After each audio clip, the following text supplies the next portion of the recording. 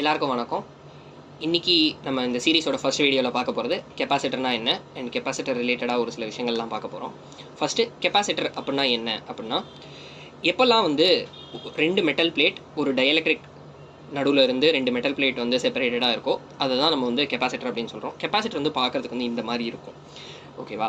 இப்போ கெப்பாசிட்டரில் வந்து பெரும்பாலும் நம்ம வந்து பயன்படுத்துகிற கெப்பாசிட்டர்கள் 3 வகையாக வந்து பிரிச்சிடலாம். முதல்ல இருக்கிறது எலக்ட்ராலிட்டிக் கெப்பாசிட்டர் அப்படின்னு சொல்கிறோம், அது இப்படி இருக்கும். ரெண்டாவது செராமிக் கெப்பாசிட்டர், மூணாவது பாலிமர் கெப்பாசிட்டர். இப்போது இந்த எலக்ட்ராலிட்டிக் கெப்பாசிட்டருக்கும் செராமிக் கெப்பாசிட்டருக்கும் மெயினாக என்ன டிஃப்ரென்ஸ் அப்படின்னு பார்த்தீங்கன்னா, எலக்ட்ராலிட்டிக் கெப்பாசிட்டர் போலாராக இருக்கும், செராமிக் கெப்பாசிட்டர் நான் போலாராக இருக்கும். அதாவது போலார் கெப்பாசிட்டர் அப்படின்னு நம்ம சொல்லும்போது என்ன சொல்கிறோம் அப்படின்னா, அதுக்கு ஒரு பாசிட்டிவ் டெர்மினல் ஒரு நெகட்டிவ் டெர்மினல் இருக்கும். அதாவது இந்த எலக்ட்ராலிட்டிக் கெப்பாசிட்டரோட பாசிட்டிவ்க்கு நீங்கள் நெகட்டிவ் வோல்டேஜ் கொடுத்து நெகட்டிவ்க்கு பாசிட்டிவ் வோல்டேஜ் கொடுத்தீங்கன்னா கெப்பாசிட்டர் வெடிச்சிடும். அதனால் அந்த மாதிரி பண்ணக்கூடாது. ஸோ முதல்ல ரெண்டாவது டிஃப்ரென்ஸ் மெயினாக என்ன அப்படின்னு பார்த்தோம்னா, இந்த எலக்ட்ராலிட்டிக் கெப்பாசிட்டரோட அந்த டைஎலக்ட்ரிக் அப்படின்னு சொன்னோம் இல்லையா, ரெண்டு மெட்டல் பிளேட்டுக்கு நடுவில் இருக்கிறது, அது இந்த எலக்ட்ராலிட்டிக் கெப்பாசிட்டருக்கு ஒரு ஆக்சைடு லேயராக இருக்கும். அதாவது இப்போ நம்ம அலுமினியம் யூஸ் பண்ணுறோம் அப்படின்னா அலுமினியம் ஆக்சைடாக இருக்கும். அதுவே செராமிக் கெப்பாசிட்டருக்கு அது வந்து செராமிக் மெட்டீரியலில் இருக்கும். இப்போ இதனால் என்ன ஆக போகுது அப்படின்னு பார்த்தீங்கன்னா, இந்த எலக்ட்ராலிட்டிக் கெப்பாசிட்டர் வந்து நம்ம ஜென்ரலி ஹை பவர் அப்ளிகேஷன் அந்த ஆங்கிளில் வந்து போகும்போது யூஸ் பண்ணுவோம். ஆனால் அதே மாதிரி எப்போல்லாம் நம்மளுக்கு ஸ்டெபிலிட்டி ஜாஸ்தியாக வேணுமோ, லாஸஸ் கம்மியாக வேணுமோ, அந்த இடத்துலலாம் நம்ம செராமிக் கெப்பாசிட்டர் தான் பயன்படுத்துவோம். இப்போது இந்த எலக்ட்ராலிட்டிக் கெப்பாசிட்டர்லையும் திரும்பி வெட்டு டைப்பு ட்ரை டைப்லாம் இருக்குது. ஆனால் இப்போ நம்ம பெரும்பாலும் யூஸ் பண்ணுறது வந்து எல்லாமே ட்ரை டைப்பாக தான் இருக்குது. இந்த செராமிக் கெப்பாசிட்டர் வந்து பார்க்குறதுக்கு டிஸ்க் மாதிரி இருக்கிறதுனால அதை வந்து நம்ம டிஸ்க் கெப்பாசிட்டர்னு சொல்லிடுவோம். இப்போ இது தவிர நம்ம மூணாவதாக சொன்னேன் இல்லையா, அதுதான் வந்து பாலிமர் கெப்பாசிட்டர். இந்த பாலிமர் கெப்பாசிட்டர் நம்ம எங்கே யூஸ் பண்ணுறோம் அப்படின்னா, சர்ஃபேஸ் மவுண்ட் டிவைசஸ், அதாவது எஸ்எம்டி அப்படின்னு சொல்லப்படுற எல்லா டிவைசஸ்லையும் ஜென்ரலாக வந்து இந்த பாலிமர் பேஸ்டு கெப்பாசிட்டர் தான் யூஸ் பண்ணுவாங்க. அதுக்கு யூஸ் பண்ணுற மெட்டல் வந்து ஜென்ரலி வந்து அலுமினியமோ டான்டலமோ இருக்கும். So tantalum polymer capacitor, aluminium polymer கெப்பாசிட்டர்லாம் எஸ்எம்டி காம்பனண்ட்டுக்கு யூஸ் பண்ணுறோம். ஆனால் முன்னாடி பார்த்த இந்த செராமிக் கெப்பாசிட்டரும் எலக்ட்ராலிட்டிக் கெப்பாசிட்டரும் நம்ம ஜென்ரலாக த்ரூ ஹோல் காம்பனன்ட்ஸ் யூஸ் பண்ணுறதுக்கு தான் யூஸ் பண்ணுறோம். இப்போ இந்த கெப்பாசிட்டரோட முக்கியமான ஒரு பேராமீட்டர் அப்படின்னு நம்ம பார்த்தோம்னா, அது வந்து அந்த கெப்பாசிட்டரோட கெப்பாசிட்டன்ஸ் அப்படின்னு அடுத்து ஒரு கெப்பாசிட்டர் பார்க்குறதுக்கு இந்த மாதிரி இருக்குது அப்படின்னு வச்சுக்கோம். இப்போது இந்த பிளேட்டோட ஏரியா எவ்வளோக்கு எவ்வளோ ஜாஸ்தியாக இருக்கும், அதாவது இது வந்து மெட்டல் பிளேட்டுங்கிறதுனால ஏரியா எவ்வளோக்கு எவ்வளோ ஜாஸ்தியாக இருக்கும், அவ்வளோக்கு அவ்வளோ அதிகமான சார்ஜஸ் நம்மளால் ஸ்டோர் பண்ண முடியும். அதனால் நம்ம என்ன சொல்கிறோம், கெப்பாசிட்டன்ஸ் டைரக்ட்லி ப்ரொபோர்ஷனல் டு நம்ம இந்த பிளேட்டோட ஏரியா அப்படின்னு சொல்கிறோம். ஸோ மேலே வந்துருச்சு. இப்போது நான் வந்து இங்கே வந்து ஒரு வோல்டேஜ் அப்ளை பண்ணி இந்த பக்கம் ப்ளஸ் ஆகும் இந்த பக்கம் மைனஸ் ஆகும் ஆக்கி வச்சிருக்கேன்னு வச்சுப்போம். இப்போது இந்த வோல்டேஜ் கான்ஸ்டண்ட்டாக இருக்கிற பட்சத்தில் நம்ம இந்த டிஸ்டன்ஸை அதிகப்படுத்தணும் அப்படின்னா என்ன ஆகுது அப்படின்னு பார்த்தோம்னா, டிஸ்டன்ஸ் அதிகப்படுத்துறதுனால இந்த எலக்ட்ரிக் ஃபீல்டோட இன்டென்சிட்டி ரொம்ப கம்மியாகிடுது. ஏன்னா கம்மியான லைன்ஸ் தான் போகுது. ஆனால் இதுவே டிஸ்டன்ஸை நான் கம்மி பண்ணுறதுனால எலக்ட்ரிக் ஃபீல்டு அதிகமாகுது. எலக்ட்ரிக் ஃபீல்டு அதிகமாகிறதுனால நம்மளால் அதிகமான சார்ஜை ஸ்டோர் பண்ண வைக்க முடியுது. அதனால் இப்போது இந்த டினாமினேட்டரில் டி வந்துருச்சு. இந்த ப்ரொபோர்ஷனாலிட்டி கான்ஸ்டன்ட்டை மாற்றுறதுக்காக நான் இங்கே எப்சிலான் அப்படிங்கிற ஒரு ஐட்டத்தை யூஸ் பண்ணிக்கிறேன். அதனால தான் C = எப்சிலான் A/D. இப்போது இந்த கெப்பாசிட்டன்ஸ் அப்படிங்கிறது என்னன்னு பார்த்தோம்னா, இது வந்து C = Q/V அப்படின்னு சொல்லுவோம். அதாவது Qங்கிறது நியூமரேட்டரில் இருக்குது, Vங்கிறது டினாமினேட்டரில் இருக்குது.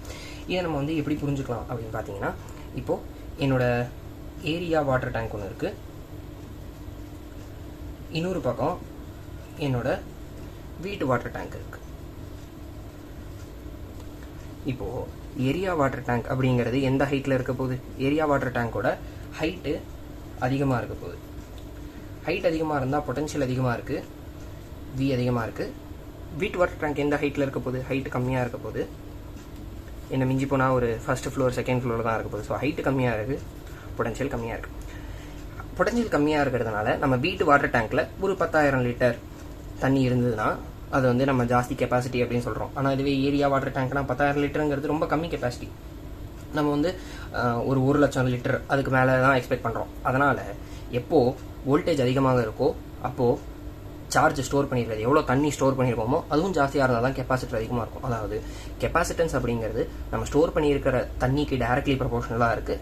அதை தவிர எந்த ஹைட்டில் தண்ணியை ஸ்டோர் பண்ணியிருக்கோங்கிறதுக்கு இன்வெர்ஸ்லி ப்ரொபோர்ஷனலாக இருக்குது.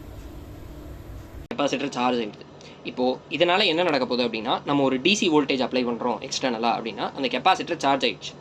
ஆனால் இப்போ அந்த சார்ஜ் ஆன கெப்பாசிட்டர் சார்ஜாகவே இருக்குது. அதில் வந்து சார்ஜ் ஆகும்போது ஒரு குட்டி கரண்ட் ஃப்ளோ ஆகுது. ஆனால் சார்ஜ் கம்ப்ளீட்டாக ஆனதுக்கப்புறம் அந்த சப்ளை நம்ம ஒரு 5 வோல்ட் கொடுக்குறோம் அப்படின்னா, அந்த கெப்பாசிட்டர் 5 வோல்ட்டுக்கு சார்ஜ் ஆனதுக்கு அப்புறமா கெப்பாசிட்டர் சார்ஜ் ஆகாது. அதனால் அது வழியாக கரண்ட் போகாது. அதனால் கரண்ட் வந்து இப்போ அகைன் நம்ம ஓம்ஸ்லாம் பார்த்தோம்னா V = I × R அப்படின்னு சொல்கிறோம். ஸோ கரண்ட் ஃப்ளோ ஆகாதனால நம்ம வந்து ரெசிஸ்டன்ஸ் வந்து ரொம்ப அதிகமாக இருக்குது.